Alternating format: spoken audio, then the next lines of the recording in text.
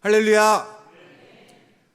1년에 한 번 1월에 만나는 정초령 목사님에 이어서 오늘은 매주일 만나던 제가 이 자리에 섰습니다. 주중에 집에서 쓰던 밥솥이 고장이 났습니다. 서비스 센터를 밥솥을 가지고 찾아갔는데요, 매장 안에 들어섰더니 접수처에서 저보다 먼저 오신 분이 고래고래 소리를 지르고 계셨습니다. 내용인즉 너네가 팔아놓고 왜 안 고쳐준다는 거냐 였습니다. 직원이 보증기간이 지나서 무료 수리는 안 된다, 비용을 내셔야 한다, 제가 보니까 잘 설명하더라고요. 그런데 이제 먼저 오신 그분은 아랑곳 없이 자기 주장만, 그것도 큰 소리로 목소리 높이면서 반복하고 계셨습니다. 다음 날인가 목사님들과 점심 식사를 하러 식당에 갔습니다. 주문한 음식을 기다리는데 한쪽에서 언성이 높아졌습니다. 빈 테이블이 있었고요. 겨울에 식당 가면 이제 다 패딩 입고 가지 않습니까? 두툼하다 보니까 그거를 비어있는 데다가 좀 벗어놓고 가방도 좀 놓고 하려고 했는데 왜 못하게 하냐라는 거였습니다. 종업원 입장에서는 이제 12시쯤 되면 사람들이 막 몰려오니까 빈자리도 곧 사람이 찰 거니까 오실 분들한테 방해가 되면 안 될 테니 조금 치워주세요, 그렇게 얘기를 했겠죠. 근데 소란이 커지다 보니까 직원이 나중에는 죄송하다고 하는데도 이미 한번 목소리를 높이신 그분은 화풀이를 금방 끝내지 않았습니다. 물론 그분들이, 소리 지르시던 분들이 저한테 그러셨던 건 아니었습니다만 고성이 오가는 그 현장에 있던 제 마음도 편하지는 않았습니다. 그만 좀 하시지 하는 생각이 들면서 빨리 내일 보고 얼른 가야겠다 싶더라고요. 누군가 상대를 존중하지 않으면 그건 요새는 당사자들 간의 일로만 끝나지는 않는 것 같습니다. 그 불편이 주변으로 전파됩니다. 교회에서 하나님과 성도를 존중하지 않는 사람이 생기면 교회가 다 소란스러워지고요, 가정에서 부부가 존중하지 않으면 자녀들도 행복하지 않습니다. 명절 연휴가 시작되었습니다. 우리가 다 하나님을 존중하겠습니다 라고 결단하고 오늘 이 자리에 온 줄 믿습니다. 그러면은 그 마음으로 하나님이 창조하시고 제일 많이 흡족해 하셨던 그 피조물 누군가요? 우리 서로입니다.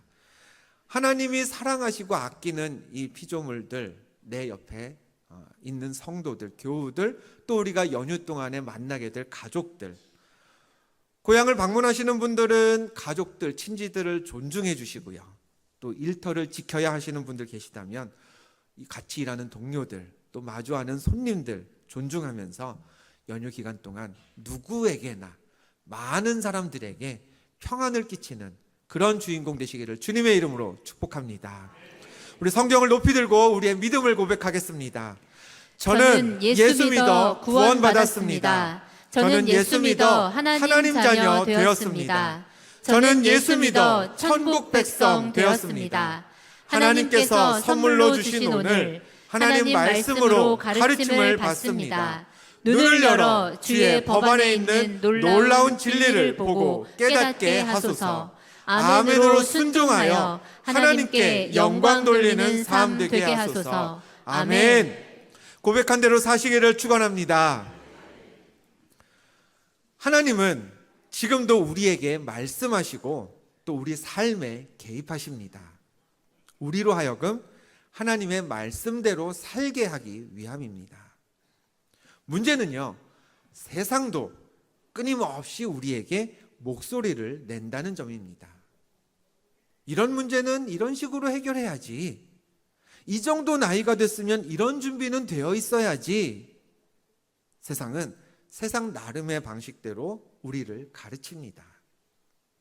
그런데 예수 믿고 구원받은 우리에게 더 큰 문제가 있습니다.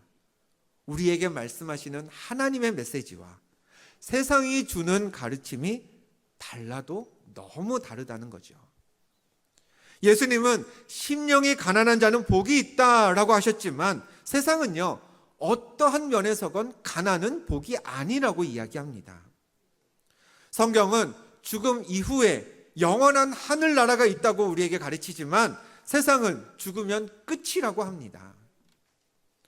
이렇게 하나님의 목소리와 세상의 목소리가 다르다 보니 우리는 무엇을 따를 것인지 선택하고 결단하는 순간을 마주하게 됩니다. 출애굽 이후에 이스라엘은 오랜 광야 생활을 거쳐서 가나안에 들어갔습니다. 한번 생각해 보겠습니다. 맨날 이사 다니다가 오늘은 여기, 내일은 저기, 그렇게 매번 옮겨 다니다가 어디 한 군데 딱 정착하면 그게 좋을까요? 불편할까요? 맨날 정해진 메뉴, 만나하고 고기만 먹다가 내 땅, 내 밭이 생겨서 농사도 짓고 먹고 싶은 거 다 해 먹으면 그럼 예전이 그리울까요? 아니면 지금이 만족스러울까요? 광야 생활을 청산하고 가나안에 정착한 이스라엘은 가나안 생활이 좋을 수밖에 없었습니다.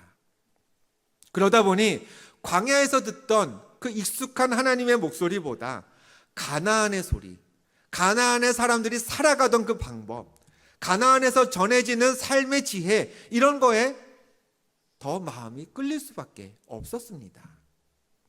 상황이 그렇다 보니 여호수아는요, 이스라엘을 향해서 이런 유언을 남겼습니다. 그러므로 이제는 여호와를 경외하며 온전함과 진실함으로 여호와만 섬기라.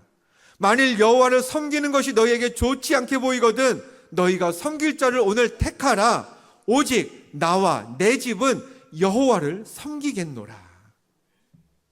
가나안의 가르침, 세상의 목소리 듣지 말고 여호와를 섬기라는 겁니다. 하나님의 목소리만 들으라는 거죠. 여호수아의 선포에 이스라엘 백성들은요, 우리가 여호와를 버리지 않겠다고, 하나님의 목소리를 선택하겠다고 결단했습니다. 그런데 그 결단이 오래 가지 않았습니다. 여호수아가 죽은 뒤 이스라엘은 사사라고 불리는 리더들이 민족을 이끌었습니다. 성경 사사기에 기록된 사사들의 그 시대는요, 이 한 구절로 요약되는데요. 우리 화면을 보고 같이 읽어보겠습니다. 시작. 그때에 이스라엘에 왕이 없으므로 사람이 각기 자기의 소견에 옳은 대로 행하였더라. 여호수아를 따라서 하나님만 따르겠습니다 다짐했었지만 이스라엘은 자기 소견에 옳은 대로 행했습니다. 하나님의 목소리를 듣고 그 목소리를 따른 게 아니라 세상이 들려오는 소리에 따라 또 자기 생각에 따라 행동했던 거죠. 성경은 이스라엘이 그렇게 행동했던 이유, 그렇게 할 수밖에 없었던 이유도 기록해 두었습니다. 조금 전에 읽었던 말씀이죠. 그때에 이스라엘에 뭐가 없었다고요? 왕이 없으므로 사람이 각기 자기 소견에 옳은 대로 행했더라. 왕이 없어서 자기 생각대로 살았다는 겁니다. 근데 이 말씀을 잘 해석해야 합니다. 정말로 사사시대 이스라엘에 왕이 없었습니까? 없기야 없었죠. 근데 있었습니다. 진작부터, 처음부터 왕이 있었습니다. 전능하신 왕 여호와 하나님이 이스라엘을 통치하셨고 이스라엘의 왕으로 계셨습니다. 하나님은 처음부터 왕으로 일하고 계셨지만 이스라엘이 하나님을 왕으로 여기지 않았던 게 문제였습니다. 여러분은 어떠십니까? 여러분에게는 왕이 있으십니까? 여호와 하나님이 우리의 영원하고 유일한 왕이심을 믿습니다. 아멘. 아멘. 왕의 통치권은요 강력합니다. 왕 앞에서는요, 아니야 저분을 존중하는 것처럼 보여야 되나 말까 별로 마음이 안 생기는데, 이런 옵션이 없습니다. 존중하는 마음을 가지고 없으면 만들어서라도 그 앞에 무릎을 꿇고 엎드려야 합니다. 하나님을 존중하고 하나님만 경배하는 게 하나님의 통치를 받는 하늘 백성인 우리의 본분입니다. 하나님이 왕 되심을 인정하지 않았던 이스라엘은 자기들 나름의 방식으로 더 나은 세상을 만들려고 했습니다. 사무엘상 8장의 말씀입니다. 이스라엘 모든 장로가 모여 라마에 있는 사무엘에게 나아가서 그에게 이르되 모든 나라와 같이 우리에게 왕을 세워 우리를 다스리게 하소서 한지라. 이스라엘의 대표들, 장로들이 사무엘을 찾아가서 요구했죠. 우리에게 왕을 세워주십시오. 요새 이제 아이들을 키우시는 우리 부모님들, 어느 부모님들이든지 한 번쯤 겪게 되는 고민이 있습니다. 휴대폰을 언제, 몇 살쯤 우리 아이에게 사주느냐 하는 겁니다. 휴대폰의 이점은 분명합니다. 아이와 언제 어디서든지 연락이 가능해지죠. 반면에 부작용 또한 확실합니다. 동영상, 게임, 이런 굳이 접하지 않아도 되는 콘텐츠에 아이들이 통제력을 잃고 과도하게 몰입할 위험이 있습니다. 그래서 그 딜레마 사이에서 부모들이 고민하게 되는 거죠. 그러나 부모는 부모대로, 또 자녀는 자녀대로 일상을 각자 살아야 하기 때문에 부모님들이 결국에는 어린 자녀에게 적정 시점에서 휴대폰을 쥐어줍니다. 대신 조건을 답니다. 너 이거 하루에 30분만 쓸 수 있다. 너 동영상 보는 건 엄마가 막아놨으니까 그런 거 알고 써. 동영상은 못 봐. 이렇게 조건을 달고 아이에게 줍니다. 실제로 그런 부모의 조건을 아이가 따를 수밖에 없도록 핸드폰을 몇 분만 쓰도록 하루에 설정을 한다든가, 아니면 아이가 못 쓰게 어플리케이션 일부를 막아놓는 그런 기능들도 있습니다. 하나님도 눈에 보이는 왕, 인간 왕을 세워달라는 그 이스라엘의 요청을 들어주셨습니다. 단 조건이 있었습니다. 여호와께서 너희 위에 왕을 세우셨느니라. 너희가 만일 여호와를 경외하며 그를 섬기며 그의 목소리를 듣고 너희를 다스리는 왕이 너희 하나님 여호와를 따르면 좋겠지만은 여호와의 목소리를 듣지 아니하고 여호와의 명령을 거역하면 여호와의 손이 너희를 치실 것이라. 하나님이 왕을 세우시면서 다셨던 조건 하나였습니다. 내 목소리를 들어라. 따라서 이스라엘의 왕은 그가 누구든지 어느 사람이 왕이 되든지 하나님의 목소리를 듣고 하나님을 존중할 의무가 있었습니다. 하나님의 목소리를 들어야 한다라는 사명을 가지고 사울이 이스라엘의 첫 왕으로 기름 부음을 받았습니다.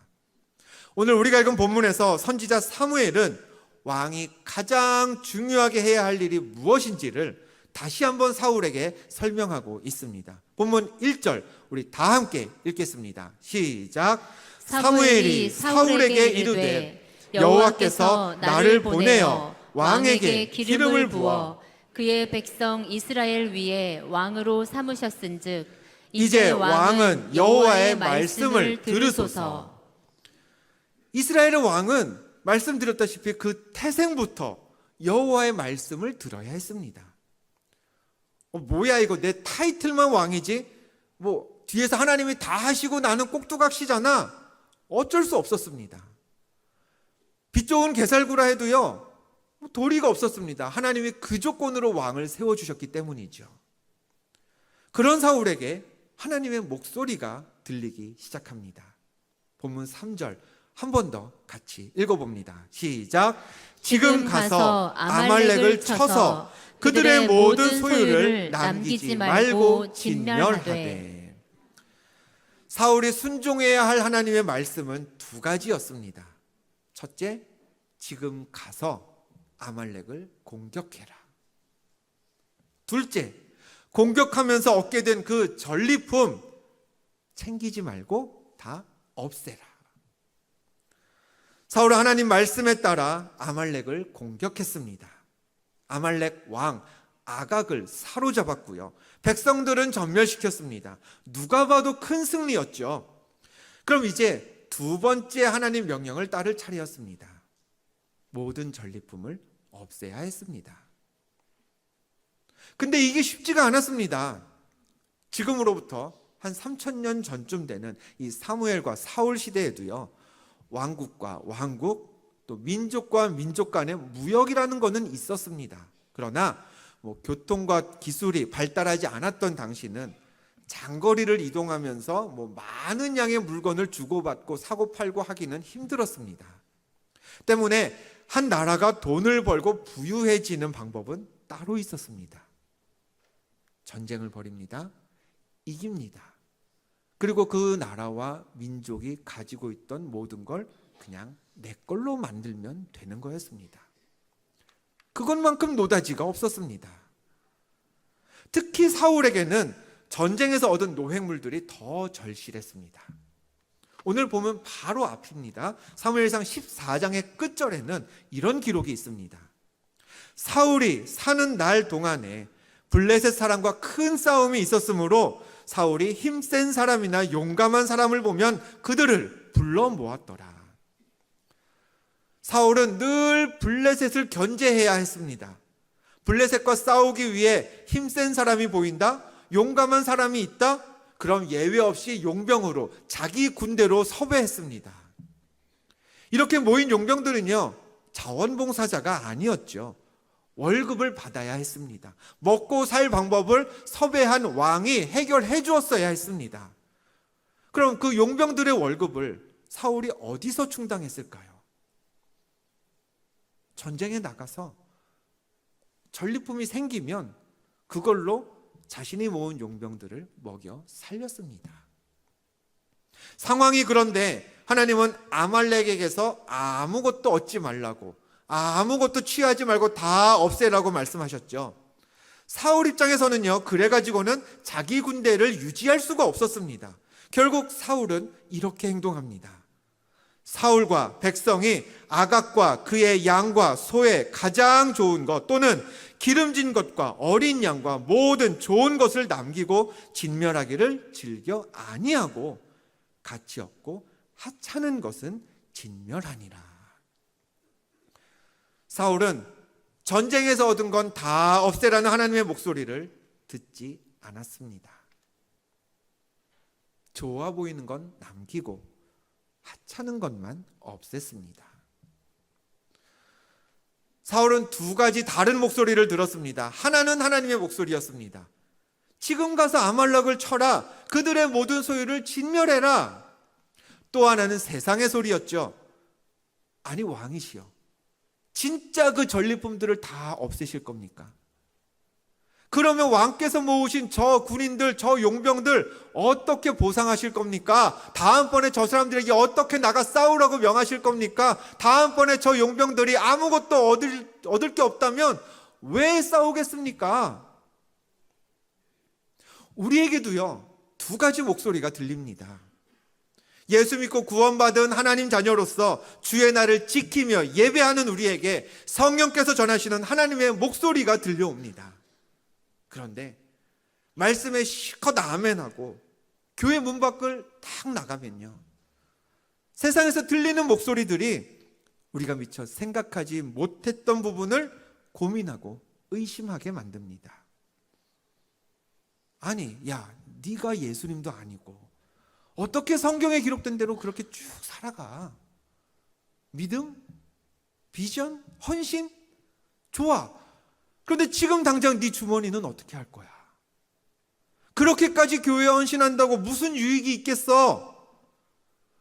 말씀 들을 때는 하나님의 목소리가 맞는 것 같았는데, 그래서 아멘 할 때는 나도 그렇게 살 수 있을 것 같았는데, 세상에 머물다 보면 세상 목소리가, 그 염려가 또 맞는 것 같습니다.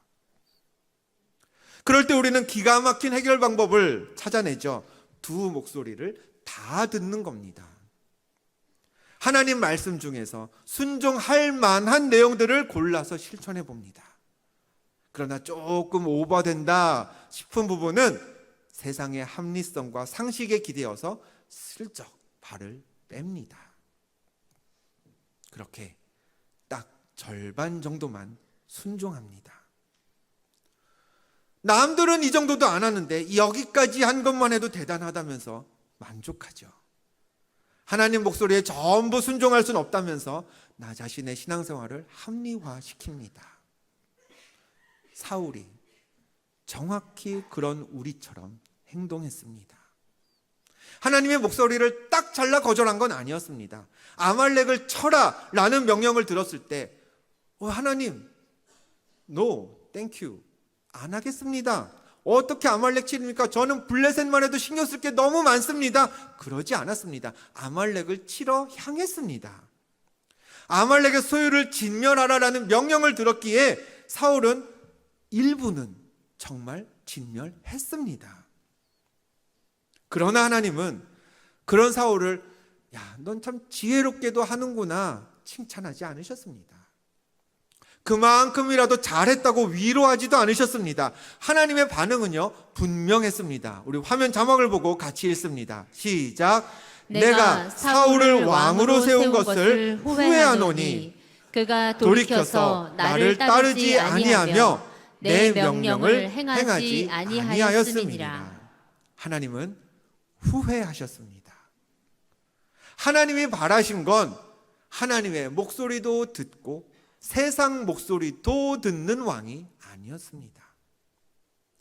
나를 왕으로 세우신 분은, 진짜 왕은 하나님 한 분뿐이시다 라는 믿음으로 하나님만 존중하기를 원하셨던 거죠.